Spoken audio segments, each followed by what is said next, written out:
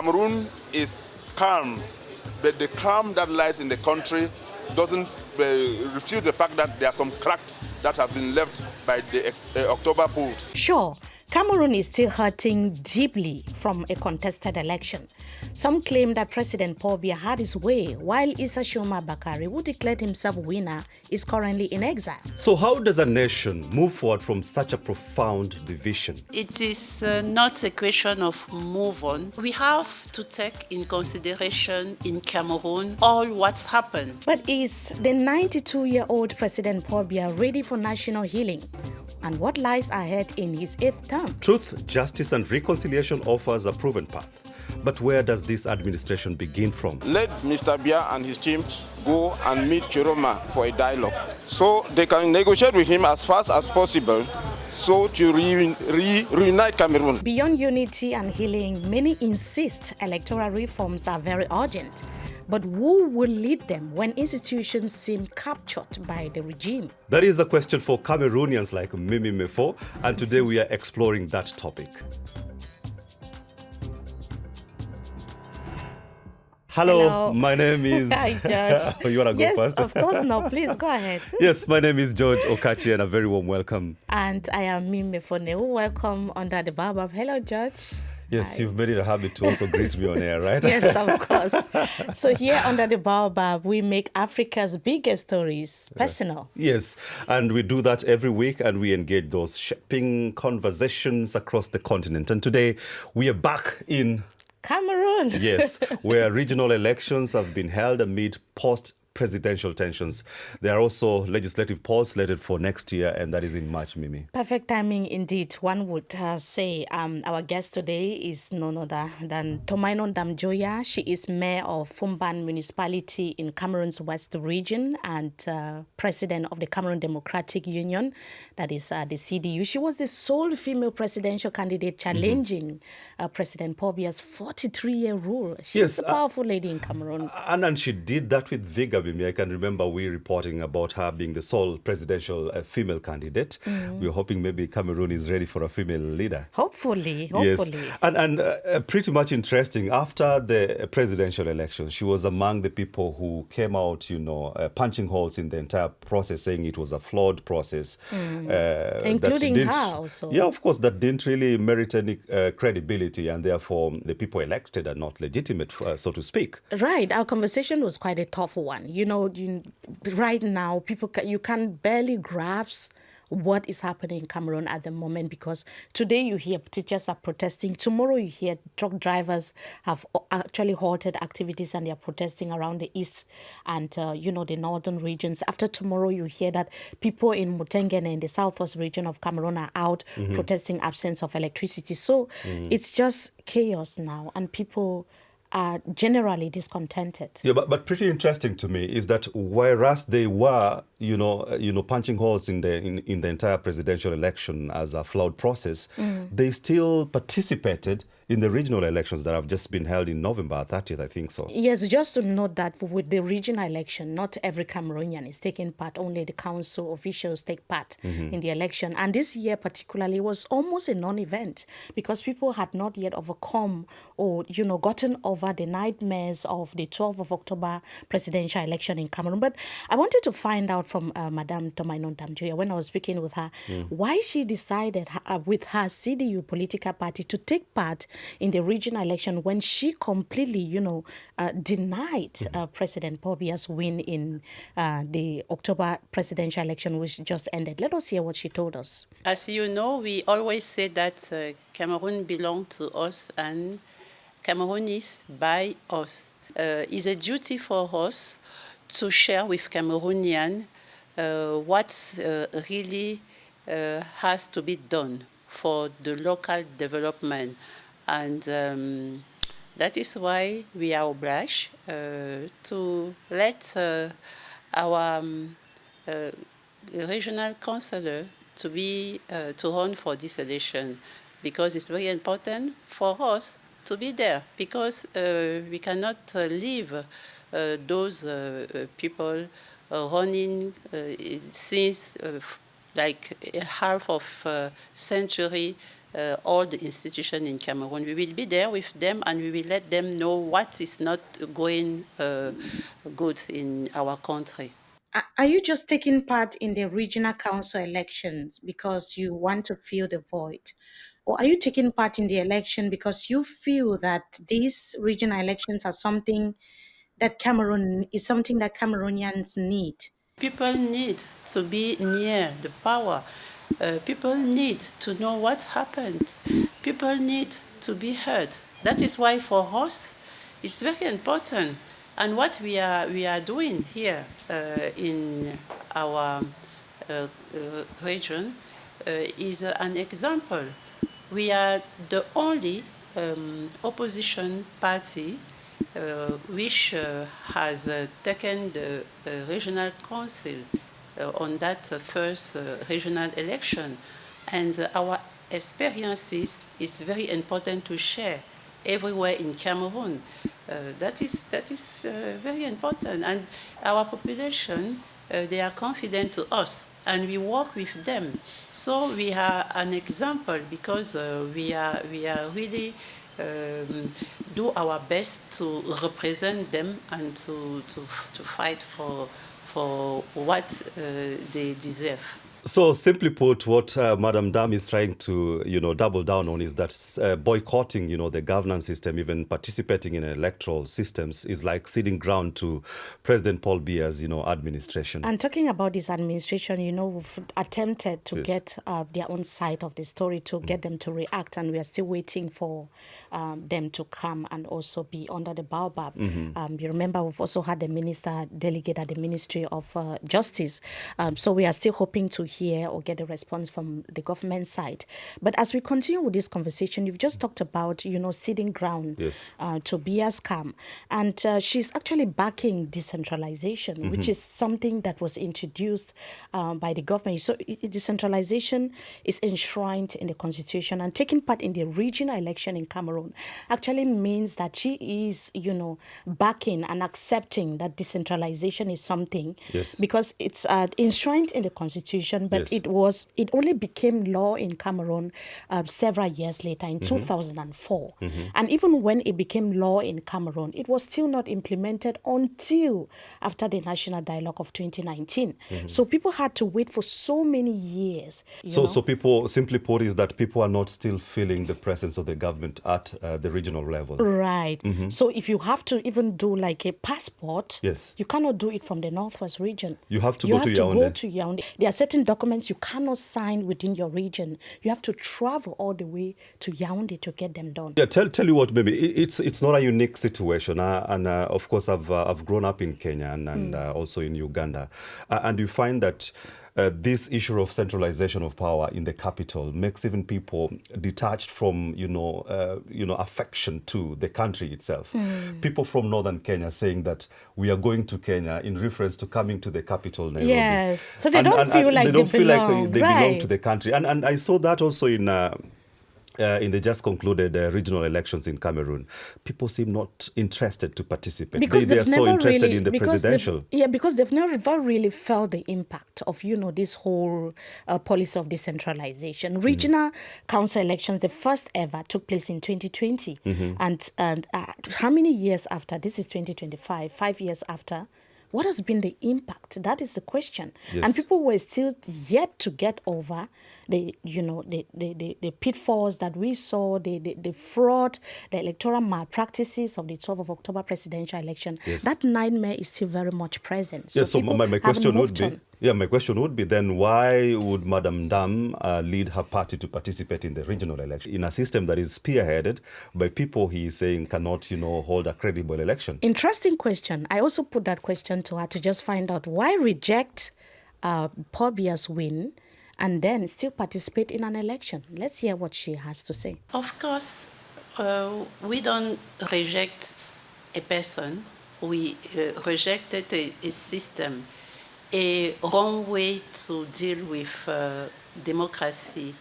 Everything's happened during this election doesn't respect principles and values of democracy. So if you're rejecting the results and the outcome of the election, Does it mean that someone else, are you saying that someone else won the election? And if that is the case, who is the winner of the election? There is a lot of irregularities, and really, we told everyone that this electoral code cannot permit Cameroonians to have free, fair, and transparent election. The law says that if no transparency, so we can make the election again. So the election can be just cancelled, and because of people need to recognize them after the election. So the situation now is that there is not peace. There is crisis in Cameroon, and nothing can happen in a country where there is not truth after an election. For me, no one will. But as Cameroonian, each of us, as where we have as responsible, we have to take our responsible.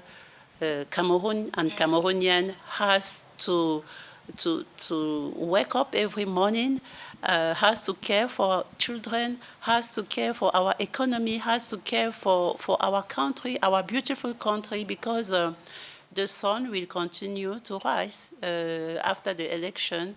And even if we are not there, the Cameroon will continue, because we want Cameroon to be an institution. So we have to care to let Cameroon go to the right way.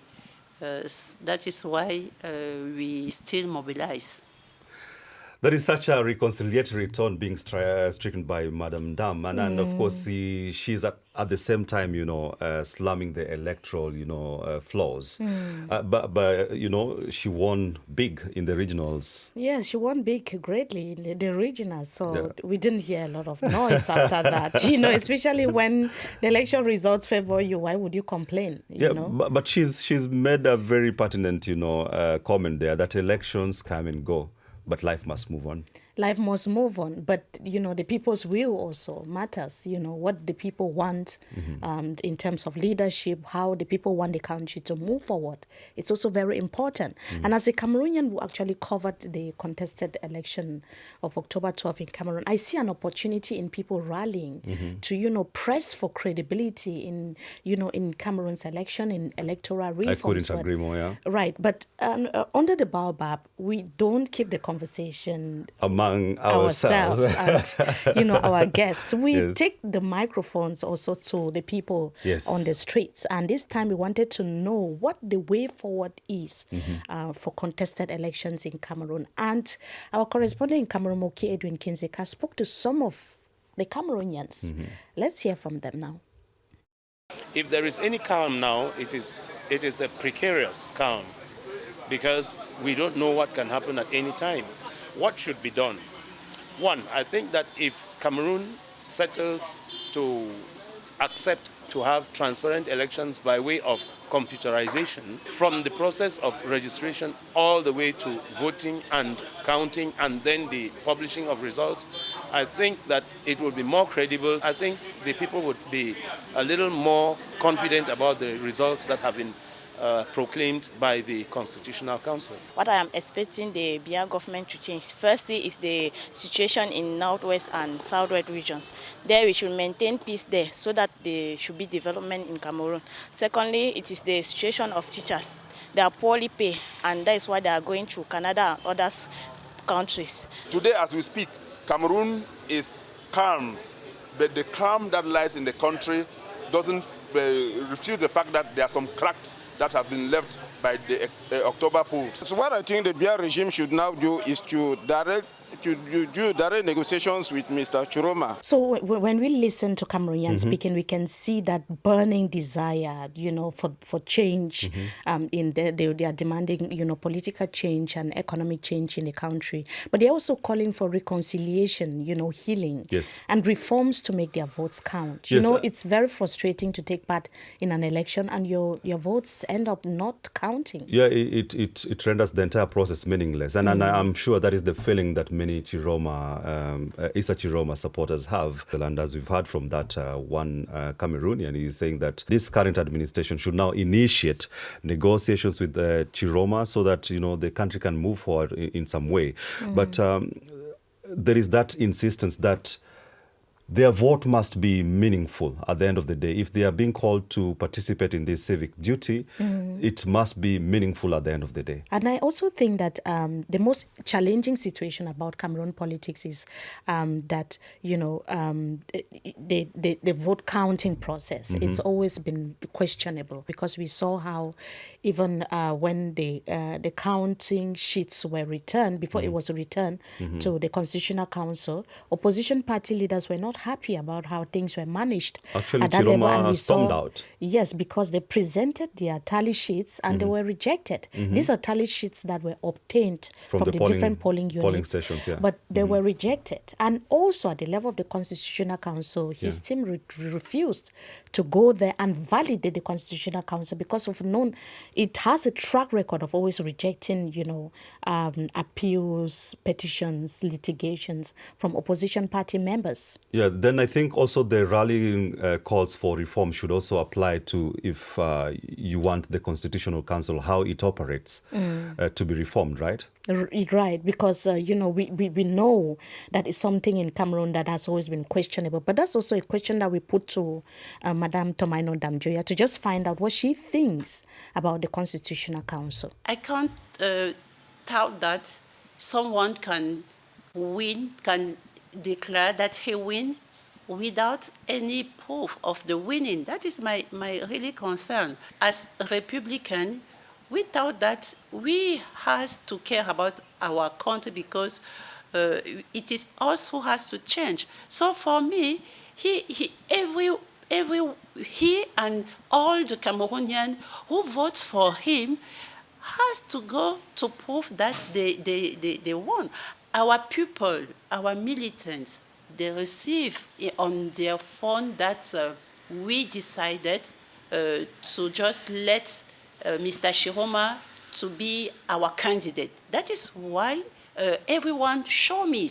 We cannot accept my voters to have on their phone on the morning of the election that I just want them to vote for Mr. Tchiroma. So that is why for me it was not normal. So if Mr. Tchiroma wants him or others candidates, we remark that anyone to go to complain on the Constitutional Council.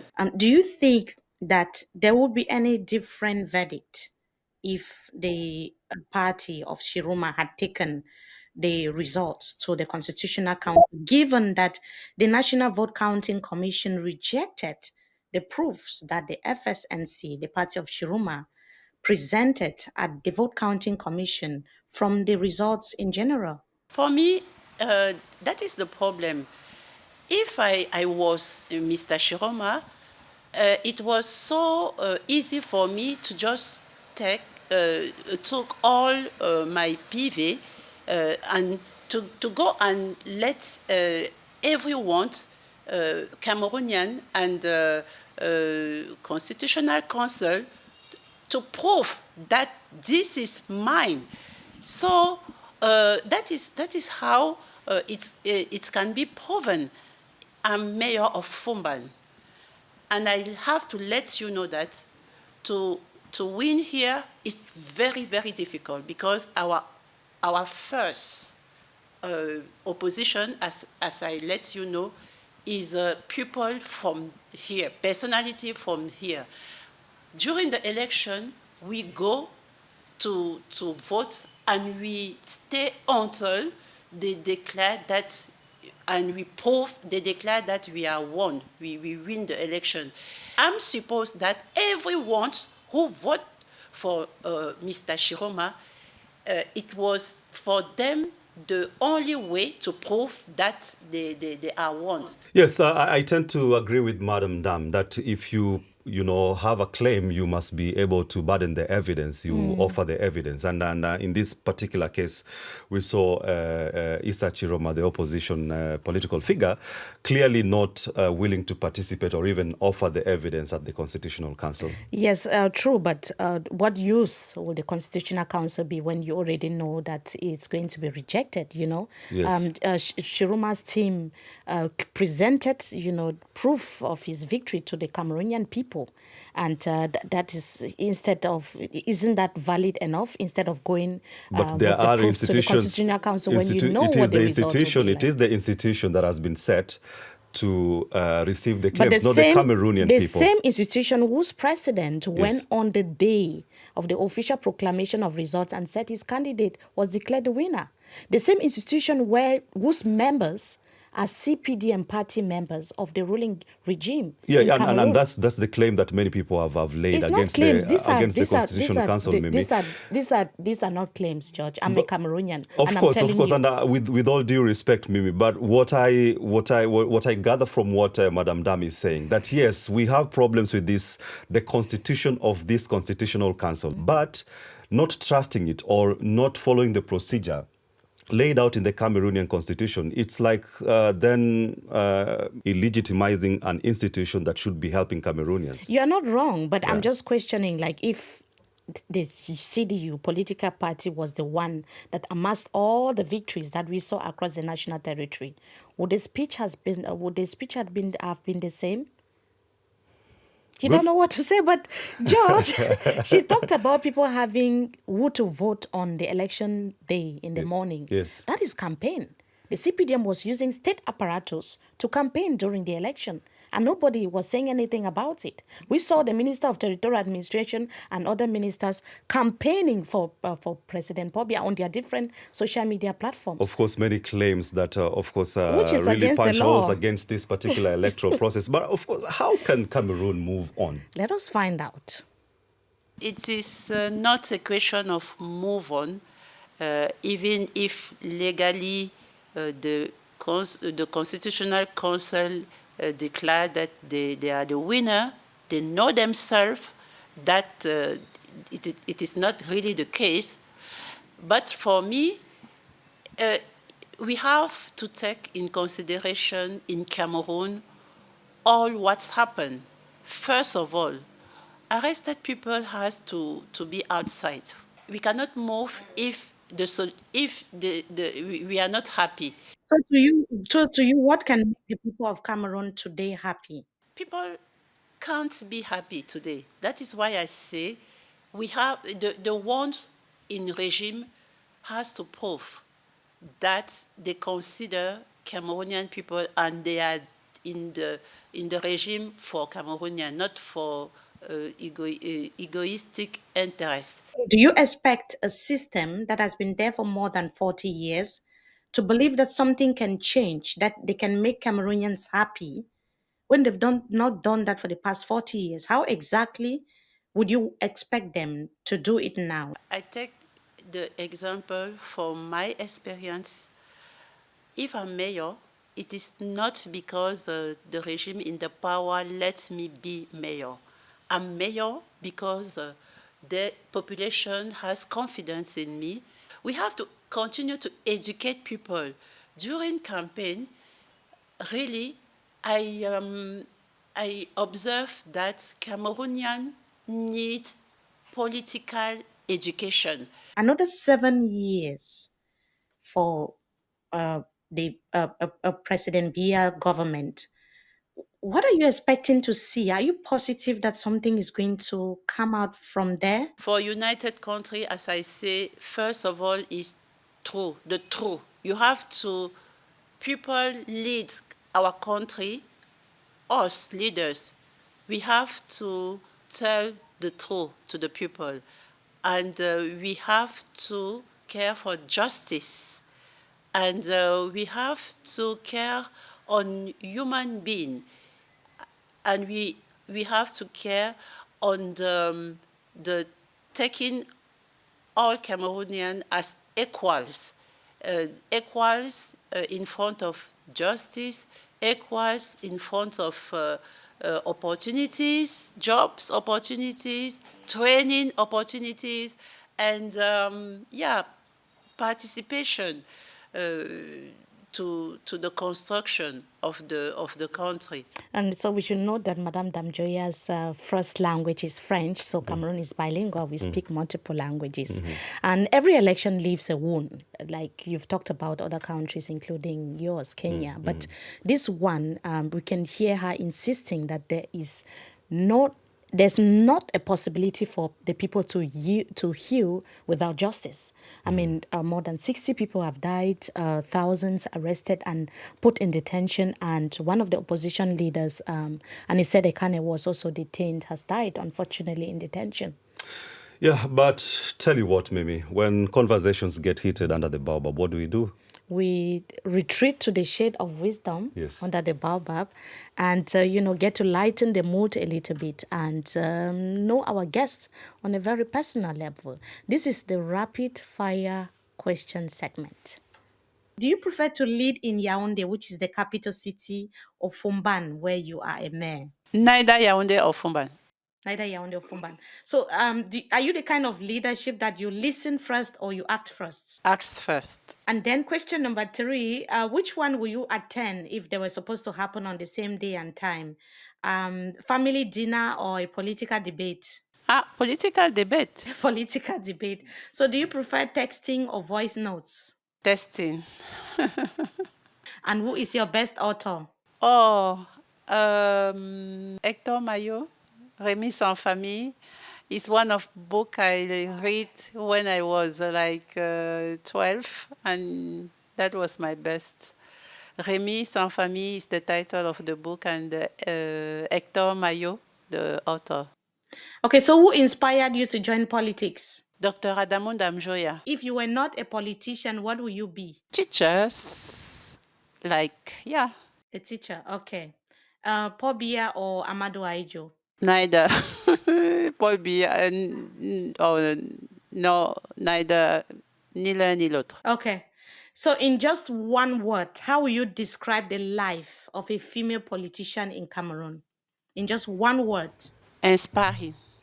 Right? Inspiring, yes. Yeah. So George, it seems like Cameroon has a system that revolves around one man. Yes. We've had this discussion before. Yes. And that one man is Paul Biya, who is barely seen in public nowadays.